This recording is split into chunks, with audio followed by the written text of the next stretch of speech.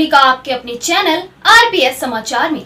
तो चलिए शुरुआत करते हैं इस वक्त की कुछ खास खबरों के साथ। आरपीएस समाचार, मैं हूं आपके साथ रघुनाथ प्रसाद शास्त्री। इस समय हम एक कार्यक्रम में मौजूद हैं जहां पर हमारे उन्नाव प्रभारी रश्मि पांडे जी हैं जो आम आदमी पार्टी की हैं। यहाँ पर एक मीटिंग का आयोजन हुआ है। हम रश्मि पांडे जी से जानते हैं इस मीटिंग के आयोजन के संदर्भ में क्या जानकारी देना चाहेंगी। जी मैडम, आप बताइए। ये कार्यकर्ता सम्मेलन था ब्लॉक पर, और यहाँ पर सभी को संगठन विस्तार के विषय में चर्चा की गई और कैसे काम करना है, किस तरीके से काम करना है, ये बताया। इस संदर्भ में आम आदमी को क्या संदेश देना चाहेंगी कि आम आदमी पार्टी को किस तरह से लोग ज्वाइन करें और इससे क्या क्या फायदा लोगों को मिलने वाले हैं। उन्नाव जनपद में, आप उन्नाव जनपद में पहली बार आपकी मीटिंग हम कवरेज कर रहे हैं, इसलिए हम ये जानना चाहेंगे कि हमारे आरपीएस समाचार के माध्यम से जो सूचना आम आदमी तक पहुंचेगी वो आम आदमी की किस तरह से योजना है, लोगों को समझाने की, क्या कार्य क्षेत्र करने की योजना किस तरह से। आम आदमी पार्टी की जो नीतियां हैं उसको बताना है कि भ्रष्टाचार कितना अधिक है, यहाँ सड़कें नहीं हैं और यहाँ पर महिलाओं की सुरक्षा नहीं है। मैं भी एक महिला हूँ, इसलिए महिलाओं का मुद्दा ज़्यादा मेरे लिए अहमियत रखता है। और यहाँ पर महंगाई जैसे बहुत ज़्यादा है, तो उन्नाव जिले में सिर्फ इन्हीं तमाम मुद्दों पर आम जनता को जागरूक करना है और आगामी चुनाव के लिए तैयार करना है, ये हमारी। अच्छा, यहाँ पर जो आम लोगों की जो समस्याएं, अभी आपने जो बताया कि आम लोगों की समस्याओं से आप निजात दिलवाएंगी, इस संदर्भ में कुछ कहना चाहेंगे आप? जो आम लोगों की छोटी छोटी समस्याएं होती हैं वो उनके लिए कुछ कहना चाहेंगे आप? यहाँ पर समस्याएं सिर्फ ग्रामीण क्षेत्र में नहीं है, शहरी क्षेत्र में भी हो, चाहे पर वो सड़क की हो, चाहे वो नालियों की हो, चाहे उनकी इकोनॉमिकल हो, हर तरीके से समस्या है जिसको हम लोग जैसे योजनाएं काफी, वर्तमान सरकार की योजनाएं बहुत है लेकिन ग्रामीण क्षेत्र तक पहुंचती ही नहीं है। उन तमाम चीजों को हम लोग गंभीरता से लेंगे और उसे शासन प्रशासन तक आवाज लेकर अपनी जाएंगे और उन लोगों के हित के लिए काम करेंगे। इसी विषय पर जो एक आज का कार्यक्रम हुआ है, इस विषय पे अपना परिचय बताते हुए। सभी को सबसे पहले नमस्कार और आपको भी धन्यवाद कि आप यहाँ पे उपस्थित हुए। आज हमारा कार्यक्रम फतेहपुर 84 में ब्लॉक अध्यक्ष श्री अखिलेश शुक्ला जी की अध्यक्षता में यहाँ पे संपन्न हुआ है, जिसमें संगठन निर्माण को लेकर चर्चाएं की गई हैं कि संगठन को किस प्रकार से आगे बढ़ाया जाए और कुछ आवश्यक दिशा निर्देश भी दिए गए हैं यहाँ के कार्यकर्ताओं को किस तरीके से, कैसे कड़ी से आगे से काम करें। और सबसे बड़ी चीज़ जो यहाँ पे भ्रष्टाचार व्याप्त है, जैसे कि रोजमर्रा की जो चीज़ें हैं वो बढ़े हुए दामों में बिक रही हैं। अभी हम लोग रास्ते से आ रहे थे, वहाँ पर भी हमने स्थिति देखी, सड़क की देखी, और ये स्थिति हमारी उन्नाव की या फतेहपुर ब्लॉक की ही नहीं, पूरे उत्तर प्रदेश की स्थिति यही है। जगह जगह में भ्रष्टाचार है, कम राशन मिल रहा है, कि इन जैसे मुद्दों को हम लोग पूरी तन्मयता के साथ में उठाएंगे। भ्रष्टाचार बहुत ज़्यादा फैला हुआ है। अभी मैंने आज सुबह ही पढ़ा था, शायद आप ही के चैनल पे मैंने देखा था, उस पर लखनऊ में रेलवे में 69 लाख रुपए का घोटाला हुआ है। 41,000 रुपए का एक चूहा पकड़ा गया है, 168 चूहे पकड़े गए हैं। अब ये इस तरीके से अगर भ्रष्टाचार होगा तो आम जनता परेशानी को निजात दिला देंगे। आम आदमी पार्टी के जिला अध्यक्ष और प्रभारी दोनों लोग मौजूद थे, यहाँ पूरी कार्यकारिणी मौजूद है। इन सभी का ये मानना है कि भ्रष्टाचार से मुक्त कराने का कार्य करेंगे। अगर इनकी कार्यों पर विचार करेंगे और इस पार्टी से लोग जुड़ेंगे तो ये जनमानस की समस्याओं को लेकर देश सरकार तक पहुँचाएंगे और समस्या का समाधान कराएंगे। बहुत बहुत धन्यवाद मेरे साथ जुड़ने के लिए। आप सभी जानते हैं रश्मि पांडे, प्रदेश सचिव। आवाज जा रही पीछे तक? आप सभी यहाँ बैठे हैं, मतलब कि आप आम आदमी पार्टी को बखूबी जानते हैं, तो उसकी नीतियों के बारे में आपको समझाने की तो बोरियत वाली बातें हो जाएंगी कि वही रिपीट हो रहा है कि क्या कर रही है हमारी सरकार। जो डायरेक्ट बात करने मजा है वो माइक में नहीं। तो आप लोगों से सिर्फ इतना कहना है कि यदि आप पार्टी से जुड़े हैं तो पूरी ईमानदारी से काम करें और वो काम अपने घर से शुरू करें। घर के बाहर नालियों से लेकर अपने मोहल्ले की तमाम समस्याएं, जैसे अभी हम चलते आ रहे थे, अभी कुछ समय पहले भाई साहब की एक मीटिंग हुई थी हसनगंज मोहान, उस सड़क का प्रॉपर वीडियो मैंने बनाया। जिंदगी में इतनी खूबसूरत सड़क मैंने नहीं देखी थी। ऐसा लग रहा था कि वो डोला जो रोपवे वाला होता है उसमें मैं झूल रही हूँ, आराम से गाड़ी चल रही है। इतने भयानक गड्ढे थे। और उसको यहाँ से मैंने दिल्ली तक भेजा और उसके लिए मैंने पूरा निकाला तो पता चला 14 करोड़ रुपए लगे उसमें। और उस रोड को मेंटेन करने के नाम पे 2018 में 2.5 करोड़ रुपए फिर लिया गया। और वो पैसा कहाँ गया कोई पूछने वाला नहीं है। भैया से मैंने पूछा तो पता चला बहुत लोग वहां चुटहिल भी हुए हैं, कई लोगों की डेथ भी हो गई। लेकिन इन तमाम मुद्दों को हम ये सोचते हैं हमारी गाड़ी निकल गई काम खत्म। ऐसा नहीं करना है, इस चीज को गंभीरता से लेना है।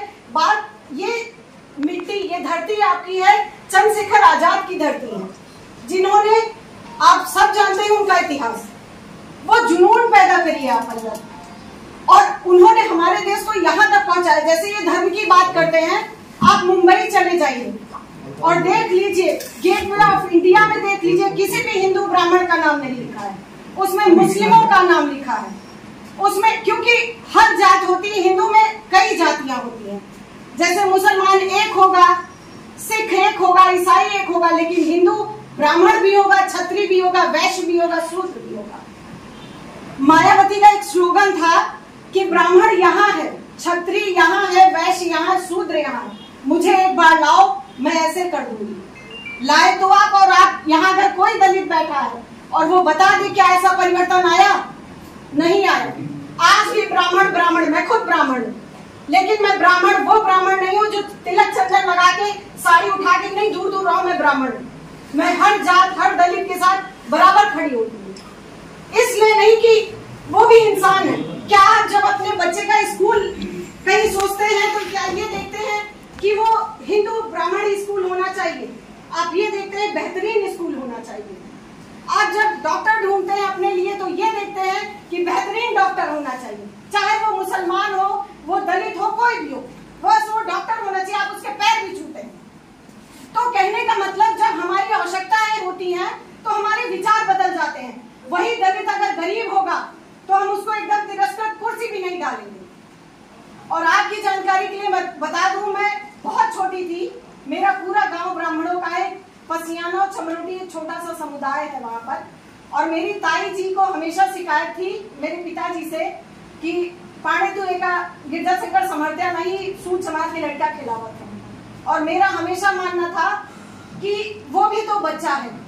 काफी लोग गांव में मुझसे बचपन से नाराज रहे कि ये सबके बच्चे उठा लेती। मुझे बच्चे बहुत पसंद थे और उनका ये आलम था कि कोई अगर किसान लेकर आया मेरा तो दलितों को दूर ही रहा, नल ना छुआ, चाची पानी पिया दे तो दूर से गिराती थी। जब वो मरी थी उस वक्त वही दलित उनको मुंह में पानी डाला था कि वो तड़प। आप इससे अंदाजा लगाइए, तब उनका अंदर का धर्म नहीं जगा। और इस कारण से मेरे अपने परिवार के लोग बहुत नाराज हैं मुझसे। मुझे कोई फर्क नहीं पड़ता। मेरा मानना यह है कि जब हम अपनी आवश्यकताओं के अनुसार, हमें ब्लड की जरूरत, हमें किसी चीज की जरूरत है, तो हम जात नहीं देखते। लेकिन जब हमारे ये समुदाय बढ़ जाता, सब छोड़िए केशव मौर्य का, लेकिन वो अगर आ जाए तो मुझे लगता है एक से एक बड़ा ब्राह्मण उनके पैर छूने दौड़ेगा। तो जातिवादी का अपने दिमाग का कीड़ा मार दीजिए, खत्म कर दीजिए। क्योंकि ये जो नेता हैं ये सिर्फ आपको चुनाव के समय आएंगे, बहकाएंगे, आपको बहकना नहीं है। आपको हमेशा ये ध्यान रखना है कि हमारी सड़कें, हमारी शिक्षा, हमारा स्वास्थ्य। और आपको बताते ज्योतिबा फूले ने कहा था कि देश तक प्रगति करता है जब वहाँ की शिक्षा निःशुल्क हो जाए, वहाँ का स्वास्थ्य और वहाँ की कानून व्यवस्था निःशुल्क और अच्छी बेहतरीन हो जाए। ये तीनों हमारे यहाँ भ्रष्ट है। उत्तर प्रदेश लगता है कानून के मामले में सबसे ज्यादा भ्रष्ट है।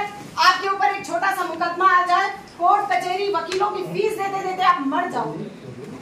आपको वो नहीं पूछेगा कि आपके घर में खाने को है कि नहीं, जाओगे 100-200 वकील ले ही लेगा। तो ये तमाम चीजों को ध्यान दीजिए। आप बाहर निकलिए, मुद्दे बहुत सारे हैं। आपके यहाँ कोई समस्या दिखे आप बिल्कुल मत देखिए कि मैं, अरे हमारे पास तो पैसा नहीं, हाथ है नाली जाम है, उठाइए फावड़ा, शुरू हो जाइए। मैंने किया। हमारे यहाँ सब कहते थे पागल है ये।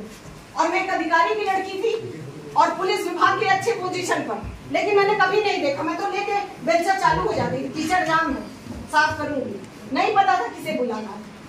ये जुनूनियत लानी चाहिए। कानपुर छात्र संघ की मैं अध्यक्ष रही हूँ, इतिहास उठा के देख लीजिएगा, पूछ लीजिएगा किसी से, और आज भी सरकारी नौकरी करने के बाद यहाँ पर आई हूँ।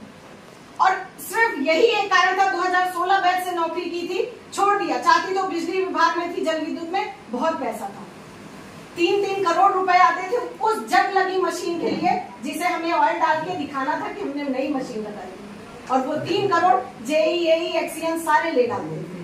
नहीं ले पाई और नहीं हो पाया मुझसे। तो यही आप लोगों से है, पैसे के पीछे मत भागिएगा। और एक चीज और बता दूं, दिल्ली आप लोग जाइए जरूर एक बार और देखिएगा, वहां के पार्षद जब नाली भरती है तो वो खुद निकल जाते हैं रोड पर। वो ये नहीं, यहाँ का पार्षद आपको दिखाई तब पड़ेगा जब उसे वोट चाहिए होगा, उसके पहले वो नहीं दिखेगा। वोट के समय तो दुनिया भर का, अभी एमपी में देखिए वो स्कूटी बांट रहे हैं, मामा बने हैं। स्कूटी की जरूरत बिल्कुल नहीं है बेटियों को। बेटियों को उनकी आबरू की बचा सके वो भाई चाहिए। जिस तरह से महिलाओं का इस समय हो रहा, आपके उन्नाव में कितनी बड़ी बड़ी घटनाएं हुई। मैंने जब वो बिटिया एक आग लगा के भागी थी और खत्म हो गई थी, मैंने जब पढ़ा था, मेरे ऐसे सोच लेती हूँ तो गुस्सा आता और मन करता है जेल में मत डालो, गोली मार दो ऐसे सालों को। और सबसे बड़ी बात ये कि आप बताइए, जिस संविधान के तहत काम होना चाहिए, हमारे घर वालों ने मान लीजिए कि घर बनवाया, हमारा बच्चा क्रिमिनल निकल गया, उसने कुछ अपराध कर दिया, यदि वो बीजेपी में है ब्रजभूषण जैसा तो उस पर कोई कार्रवाई नहीं होगी, लेकिन अगर वो आम नागरिक है तो उसका घर भी तोड़ देती है ये सरकार। क्या बुलडोजर कहीं संविधान में लिखा है? आज लोगों को आप ये बताइए कि जिस तरह से आप सोच रहे हो कि भाई अपने यूपी में, आप सभी ने नोटिस किया होगा कि कोई भी सरकार आती है, टुच्चा सा ब्लॉक प्रमुख भी फूटर लगाए, भौकाल भाई भौकाल। दिल्ली आप चले जाइए, एक भी आपको विधायक भौकाली नहीं दिखेगा, झोला टांग के स्कूटी से सब्जी लेने जाता है। ये और आपको मैं बताऊं, इसका सिर्फ एक ही चीज है कि वो कर ही नहीं सकता। जो हमारे बैठे हैं केजरीवाल सर, वो अगर देख लेंगे ना किसी ने 1 रुपए का भी हेरा फेरी की है, तुरंत निकाल बाहर कर देंगे। और ऐसा किया है, पंजाब में एक मंत्री को निकाल दिया था भगवंत मान ने, वो करप्शन में पाए गए थे, आप गूगल पे सर्च कर लीजिएगा। ये वो सरकार है कि अपना बच्चा भी दोषी होगा तो वो अपराधी है। तो ये तमाम बातें आप सब समझदार हैं, जानते हैं। मैं यही आपसे चाहूंगी कि आप अपनी जनता को ये बताएं, ये ना सोचे मोदी है तो मुमकिन है, बहुत हो गया मुमकिन। बेटियों की आबरू मणिपुर में इस कदर त्राह की गई, जो कि अगर एक पल के लिए सोच लीजिए कि मेरे घर की बहन बेटी होती है, मैं सोचती हूँ मैं खुद, तो शर्म से लगता है कि मैं मर जाती। इंसानियत पूरी तरह से खत्म हो गई थी, लेकिन हमें लगता है हमारा खून ठंडा हो गया। और वोट देते समय हम सिर्फ ये सोचते हैं कि वो आए थे वो दे गए, हमसे क्या मतलब। जबकि ग्रामीण समुदाय सबसे बड़ा वोट बैंक है और वो सिर्फ चुनाव में आपकी सुध लेने आते हैं। तो ये तमाम बातें समझिए अपने अधिकार को। अगर सड़कें शहर में अच्छी हैं तो गांव क्षेत्र में भी अच्छी होनी चाहिए, नाली ढकी होनी चाहिए। ये सारे मुद्दे आपको उठाने हैं और खुद करना, अपने लोगों को तैयार करें। हम ये जानते हैं एक आदमी के पास अपनी रिश्तेदारी में 10 लोग तो होंगे जो उसकी बात मानेंगे। अगर 10-10 भी बदलेगा ना तो ये उत्तर प्रदेश बदलेगा। और अब अपनी वाणी को यही विराम देते हैं। धन्यवाद।